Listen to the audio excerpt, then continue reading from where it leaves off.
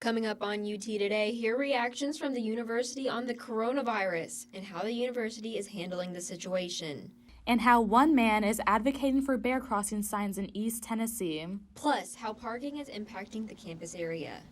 That and more on UT Today.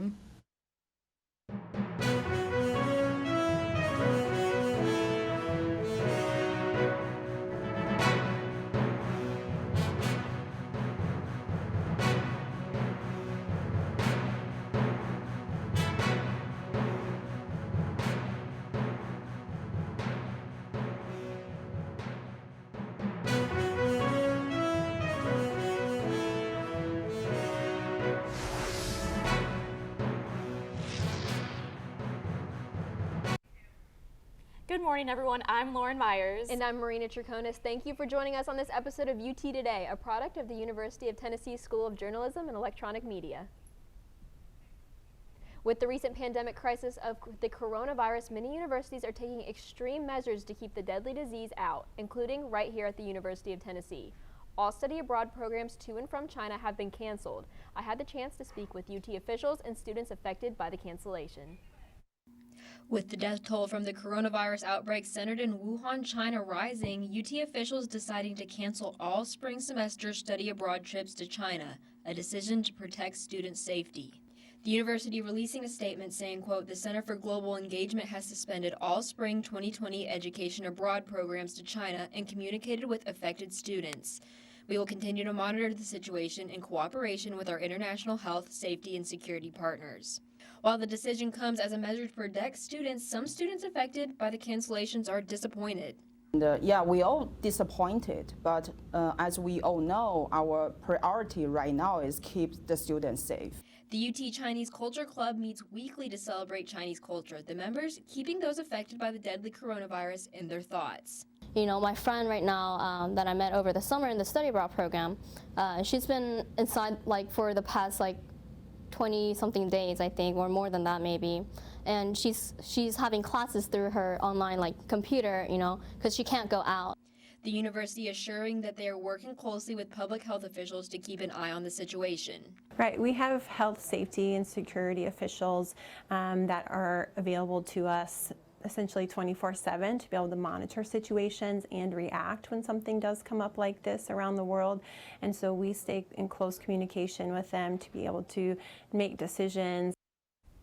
The university announcing that study abroad internships in South Korea this spring have also been canceled. Bringing it back to Tennessee, the flu is the illness that everyone is trying to avoid. UT Today reporter Haley Gravitt has more on how you can better yourself to being healthier this season. Haley? Yeah, Marina, as a college student, it's easier to eat foods that don't require a lot of effort to make. But is there a correlation between bad eating habits and poor health? I talked to nutrition major Kylie Potter about how eating right can help combat against the flu. What you eat kind of affects your gastrointestinal tract, and literally if your GI tract is healthy, you are healthy. Because if the gut bacteria is healthy, you're fighting off any illness a lot better. Honestly, if you aren't eating that well, just try and take a multivitamin, because you're still going to be getting all of those nutrients and micronutrients that you need. Remember to drink plenty of water and get at least 8 hours of sleep each night. This will help when combating against the flu. Back to you guys. Thank you, Haley. While many schools in the Knoxville area are dealing with the flu, some are also dealing with the weather. For the second year in a row, the Powell baseball and softball fields have been submerged in water due to the flooding in the past weeks. Head baseball coach Josh Warner says that not being able to practice on the field has been tough, but the team has been able to bounce back without complaints. There's a lot of late nights here, but the kids have responded well. They've not complained one time. Now, they're used to it, you know what I mean? So they've seen this before. They've actually helped me out a little bit. So, but they're doing what they can, and I feel like we're preparing the best we can. Are we where we want to be? No, nowhere close. But I think here in a couple weeks we'll be ready. Now both teams have been currently practicing on the football field along with the soccer team. Their season will begin soon, and they are hoping to get their fields back to playing condition before the first pitch. To help support the teams in their efforts to rebuild their fields, donations are being accepted through Powell High School. The UT annual boxing weekend took place this past weekend. UT reporter Shania Brennan and I got to hear how they prepared for the yearly events. The 40th annual Ace Miller Boxing Weekend is taking place this weekend, February 20th through 22nd. I'm the head coordinator of this year's 40th boxing weekend. And basically what I do is just kind of go out and talk to chapters, set it up, make sure everything's running smoothly, coordinate with every single boxer, make sure they have everything in. Students at the University of Tennessee have been practicing day in and day out to prepare themselves for the tournament. It's a philanthropy here, so basically the whole point of this is basically keep the gym open. It's pretty much an after-school program for anybody who wants to get involved, and just sort of we help feed and clothe and just provide aftercare type facilities to everyone. So Boxing Weekend was made to raise awareness and funds for the Golden Gloves charities across America, but especially in Tennessee. I have cut a lot of foods out of my diet to cut weight to get even smaller than I already am, and it's actually been rough on the food. The food's been rough. Lauren Meyers and Shania Brennan reporting for UT Today. This past Boxing Weekend was the 40th one to date. How one man is advocating for bear crossing signs in the East Tennessee area. Joseph Staton has the story. Never expect a bear being out on the road, but it was. That is John Tallman, who, like most people, never expected to see a bear on Morganton Road in Maryville. It could happen to your mother, your father, your children. Though bears aren't as present in Maryville as the Smokies, some do populate areas further than the mountains, creating problems for drivers. Now TDOT has installed bear crossing signs from the NC State line to Foothills Parkway. Seeing a sign like that would actually make me be aware of even kind of animals or even a bear that big, because you would never thought you'd ever swerve, but you would. And swerve is what he did. It was foggy out too, and I came up on a bear in the middle of the road, so I swerved to miss it, and just as an instinct, and pretty much put in a spin, and I ended up upside down in the creek. My head was out of the sunroof. So Tolman's car crashed into a creek across from Maryville Christian School, a crash that almost took his ability to walk. End up in the ICU unit for 2 weeks, and so they basically said I would probably never walk again. They didn't know for sure what the anticipation was. Though Tolman says he was lucky, he also says he's happy to see these signs go up to keep others safe. It really does mean a lot to see something, a sign like this being presented. So, from Maryville, Tennessee, I'm Joseph Staton, UT Today. There is still future plans to create more signs in the area. And coming up on UT Today, hear how students are reacting to parking concerns on campus and what officials have to say. And hear from a musician who uses his music to motivate his life. That and more coming up.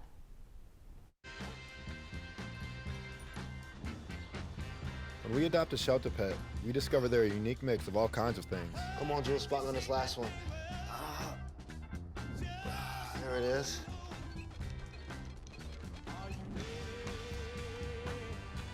Keep going with it. Leo.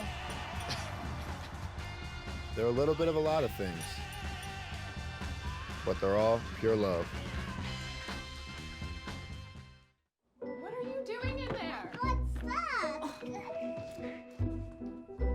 I wouldn't do that. What are you doing? What are you looking for?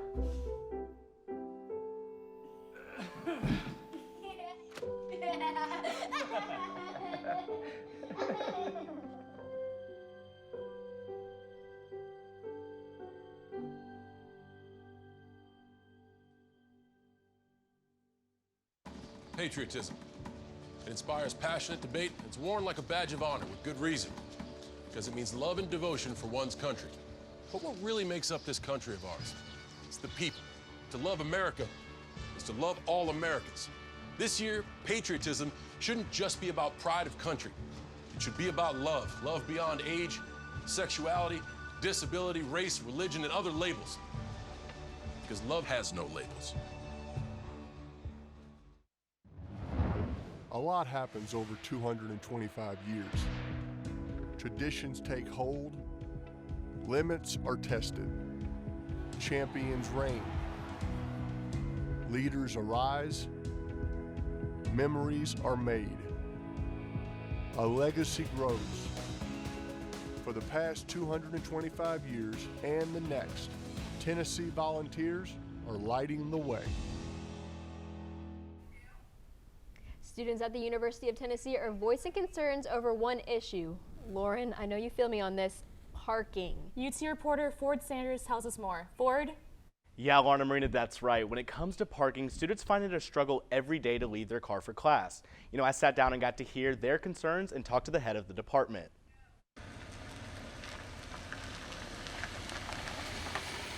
So yeah, the ticket people are really ruthless.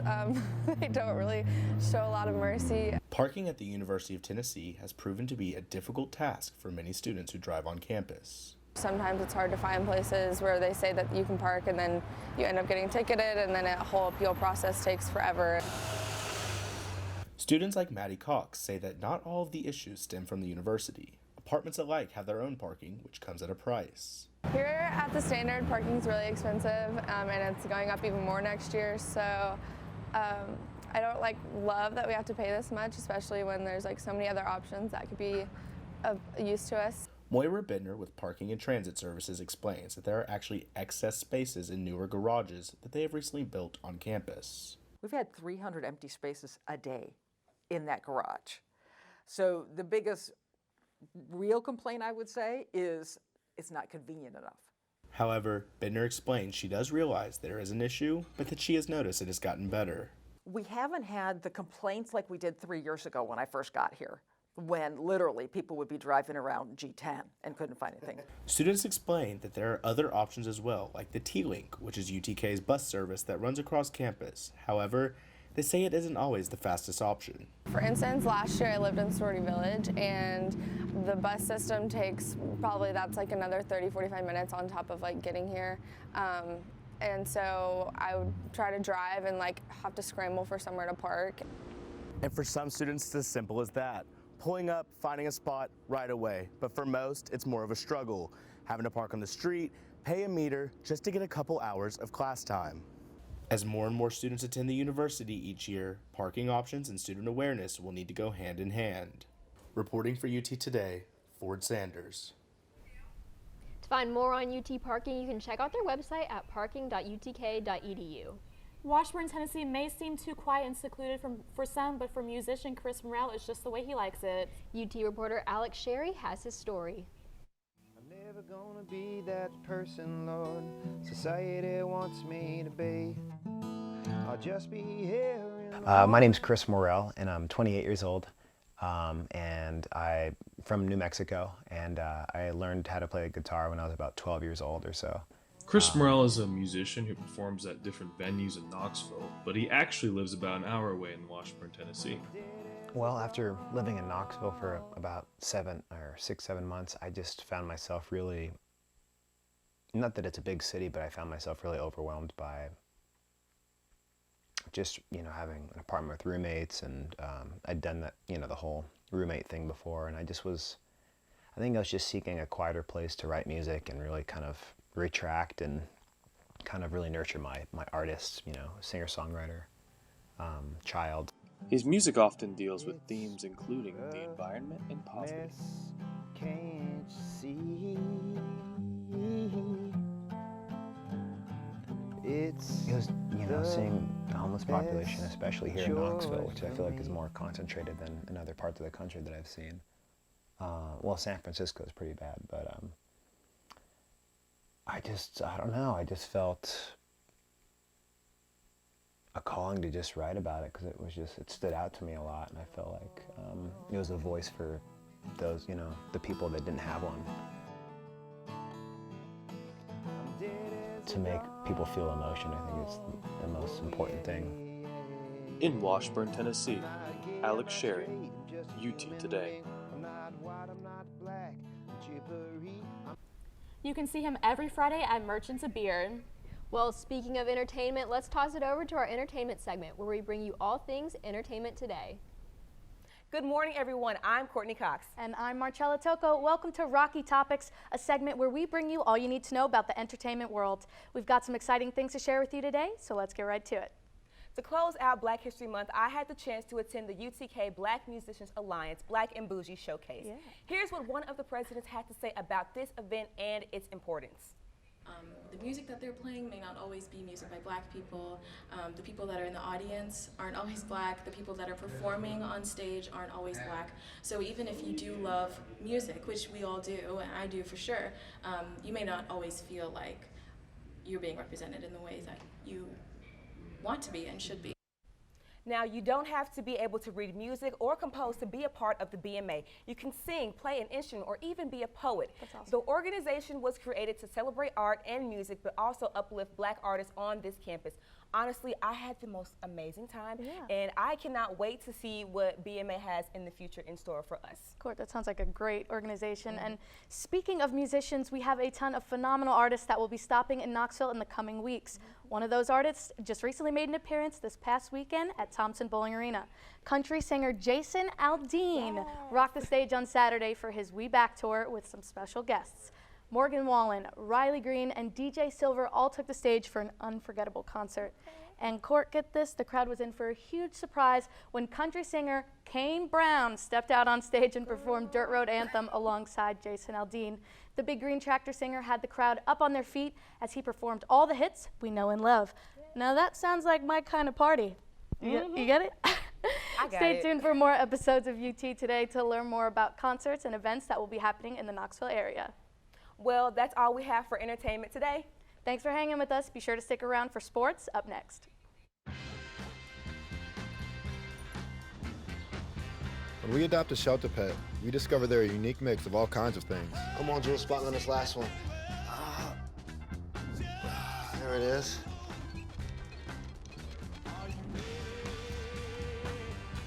Keep going with it. Leo. They're a little bit of a lot of things, but they're all pure love. What are you doing in there? What's that? I wouldn't do that. What are you doing? What are you looking for?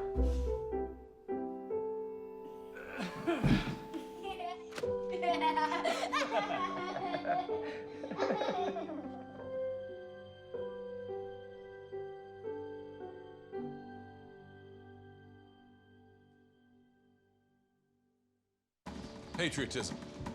It inspires passionate debate, and it's worn like a badge of honor with good reason, because it means love and devotion for one's country.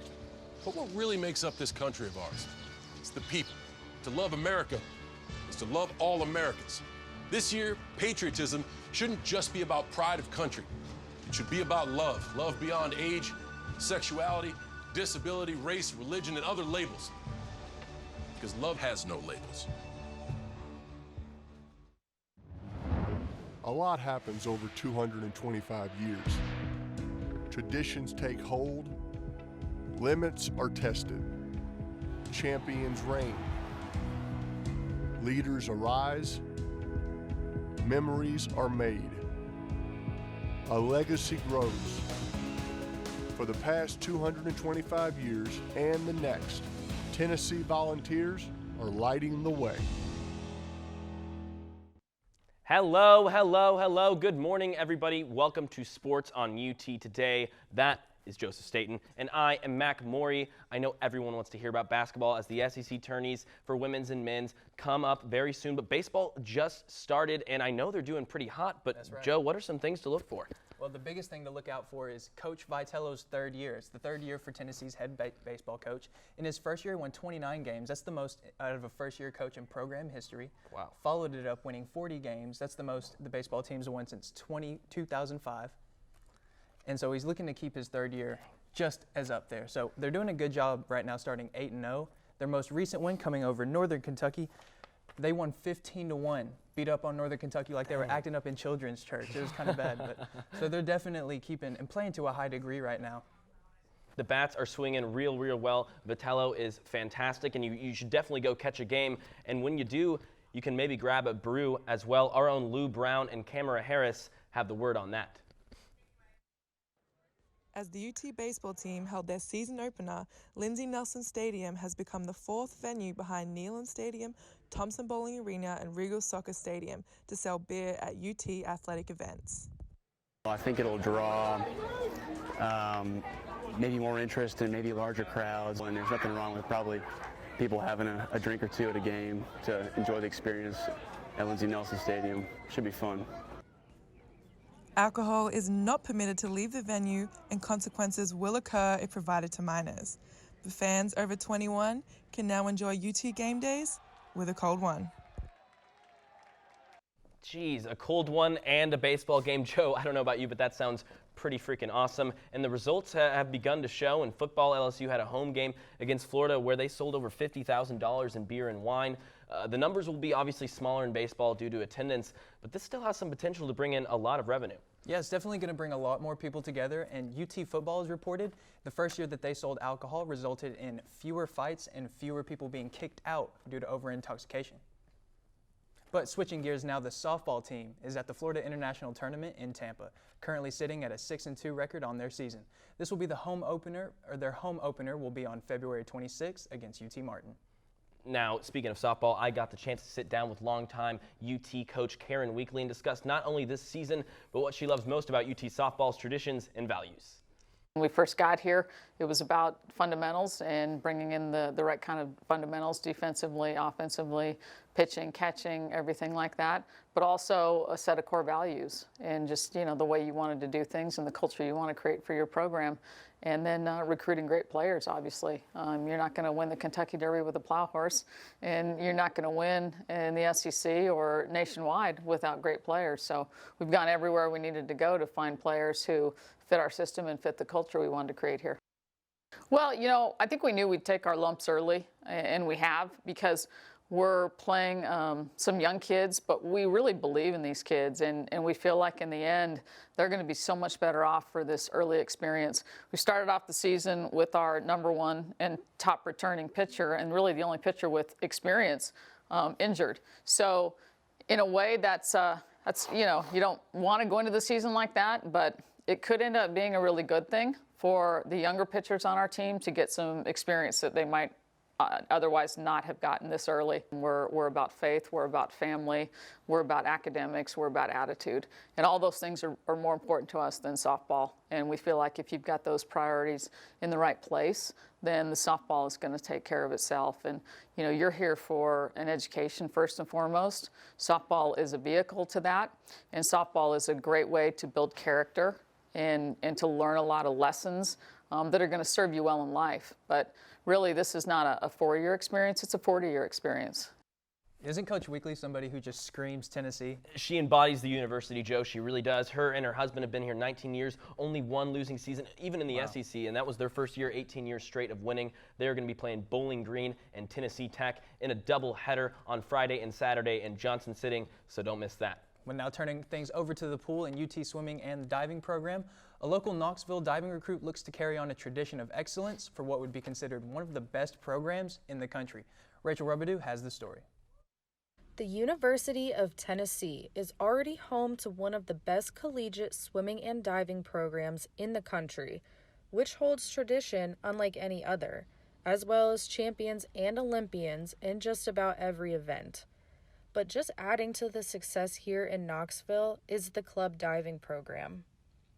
The club team is home to kids ranging from 8 years of age to 18, one of them being Knoxville native Dylan Richardson, a high school senior who's also a top recruit for UT's dive team, ready to take his abilities to the next level. I've grown up here, I've gotten to know the team very well, and I just want to dive with my friends. Dylan says he trains day in and day out and works alongside his current teammates not only to better himself, but to be a strong leader and role model for his team. As Dylan prepares for what's to come for this fall, he has already set specific goals, readying himself for his first year as a student athlete. My main goal is to become SEC Freshman of the Year for diving and carry on an amazing legacy that this team has. A top recruit with success at the national level, Dylan will continue to excel at diving under this outstanding program while remaining a Knoxville native. Reporting for UT Today Sports, Rachel Rubidoux. Now, along with 19 other swimming recruits and 3 diving recruits, this marks one of the biggest freshman classes in program history. What a fantastic start to the year. For the women's team, too, they just won their first tournament. It was the first time they played first in that particular tournament. So a really good start for the swimming team as well. All UT sports doing well, and we will be right here next week because that's all the time we have for sports on UT Today. But I am Mac Morey. We enjoyed it so much. I'm Joe Staton. Y'all stay tuned for more UT Today next.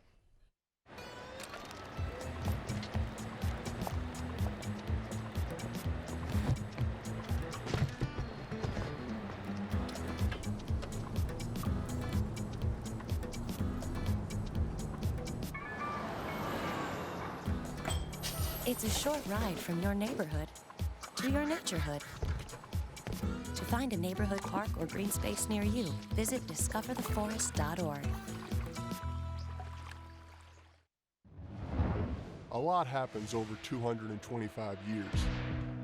Traditions take hold, limits are tested, champions reign, leaders arise, memories are made. A legacy grows. For the past 225 years and the next, Tennessee volunteers are lighting the way. Cats and coffee sounds like the perfect combination. Okay, Lauren, you know I like cats.